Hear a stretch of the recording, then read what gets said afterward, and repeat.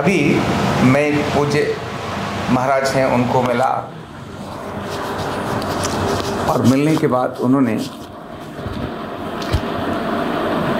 मुझे इस अपने न्यूरोथेरेपी के बारे में, अर्धनारीश्वर चिकित्सा के बारे में चर्चा की और चर्चा हो ही रही थी। तभी उन्होंने एक बात मुझे बोली कि आपने अर्धनारीश्वर चिकित्सा, ये बहुत अच्छा नाम है, जो संतुलन का विज्ञान है जो आप प्रैक्टिस करते हो, लेकिन अर्धनारीश्वर में जब आप एसिड और एल्कलाइन कहते हो तो ये एसिड और एल्कलाइन न बोल की जगह आपका वैदिक नाम ही इसमें होना चाहिए।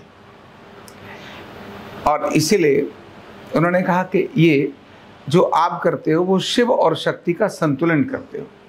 शिव और शक्ति मतलब ये जो पूरी प्रकृति है, ये पूरी सृष्टि है, दो भागों में विभाजित है। शरीर भी दो भागों में विभाजित है, एक शिव है, दूसरा शक्ति है।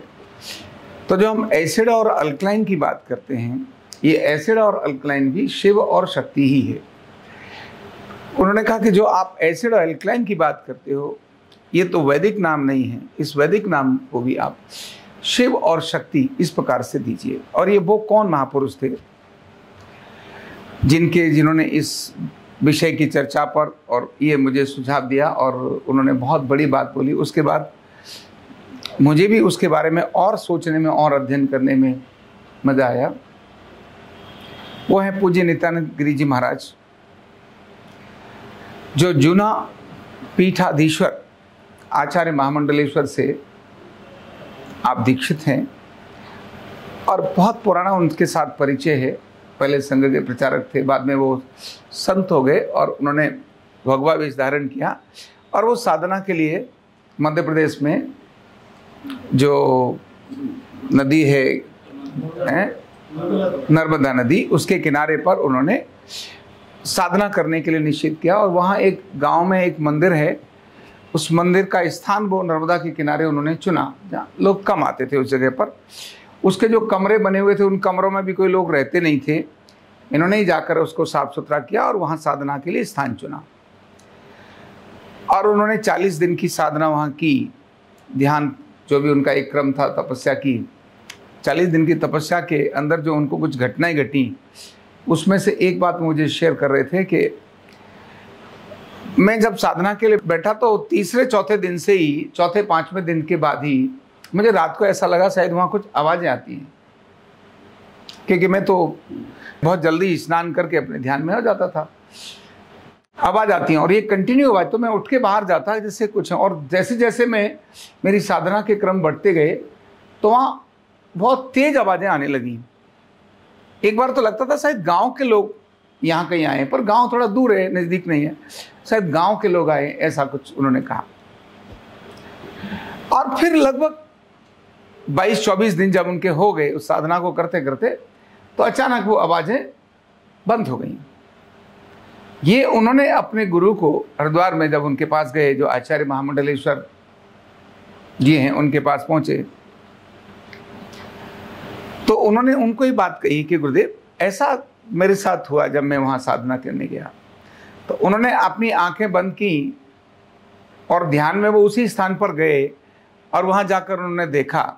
और देखने के बाद कुछ ही समय के अंदर उन्होंने अपनी आंखें खोली और खोलने के बाद उनको बताया कि वहाँ तो एक बहुत बड़ी घटना हुई थी जहाँ सैकड़ों लोग मर गए थे और वो मरे हुए लोग उस समय वहाँ पर विचरित कर रहे, मतलब वो उनकी आत्माएं अभी भी वहीं थी। और जब तुम वहाँ साधना के लिए गए और तुमने उस स्थान पर साधना की, वो तुम्हारी साधना के कारण से वो जो आत्माएं थी वो सभी आत्माएं मुक्त हो गई। भगवान ने तुम्हारे को वहाँ साधना करने के लिए पहले से ही स्थान निश्चित किया था कि तुम वहाँ जाओगे और तुम वहाँ साधना करोगे और तुम्हारी साधना उनकी मुक्ति का कारण बनी। तो ये ऐसे सिद्ध पुरुष जिन्होंने ये बात मुझे शेयर की और कि आप इसको शिव और शक्ति, शिव की और शक्ति का जब तत्व आप चेक करते हो, एसिड एल्कलाइन चेक करते हो, तो उसमें भी शिव और शक्ति ही ऐसा प्रयोग करिए तो ये अच्छा रहेगा।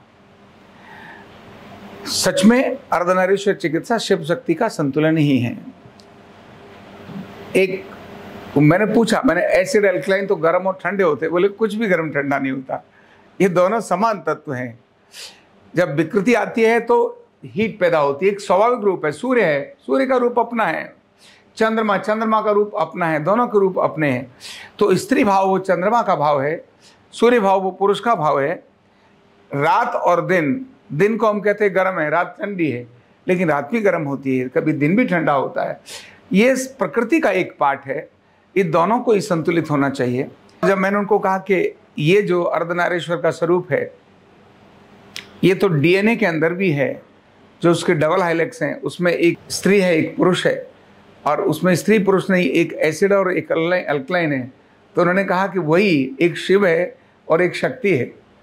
इन्होंने कहा वही है। आपके जीवन में जो भी घट रहा है, या शरीर में जो भी विकसित हो रहा है, या जो भी गड़बड़ हो रहा है, ये उसी शिव और शक्ति का प्रभाव है, जिसके माध्यम से ये पूरी सृष्टि और पूरा शरीर संचालित है। तो शिव और शक्ति संतुलन ही अर्धनारीश्वर चिकित्सा है। ऐसी एक बहुत दिव्य परिभाषा जो हम पहले से कहते थे, उसको एक दिव्यता का रूप अपने पूज्य स्वामी जी नित्यानंद जी महाराज के सानिध्य में बातचीत करने के बाद ये मिला। तो अब से हम वो शिव और शक्ति का संतुलन, ऐसी ही बातचीत का अपना प्रचलन करेंगे। ठीक है, बहुत बहुत धन्यवाद। न्यूरोथेरेपी का कंप्लीट कोर्स सीखने के लिए जुड़िए हमारे ऑनलाइन ट्रेनिंग प्रोग्राम से और जानिए करीब 100 बीमारियों का इलाज बिना दवा और बिना मशीन के। इस न्यूरोथेरेपी ऑनलाइन ट्रेनिंग प्रोग्राम से आप घर बैठे बन सकते हैं गवर्नमेंट सर्टिफाइड न्यूरोथेरेपिस्ट। रजिस्ट्रेशन के लिए नीचे दिए गए नंबर पर अभी कॉल करें। और हाँ, हमारे वीडियो को लाइक करना, शेयर करना और चैनल को सब्सक्राइब करना बिल्कुल भी ना भूलें। धन्यवाद।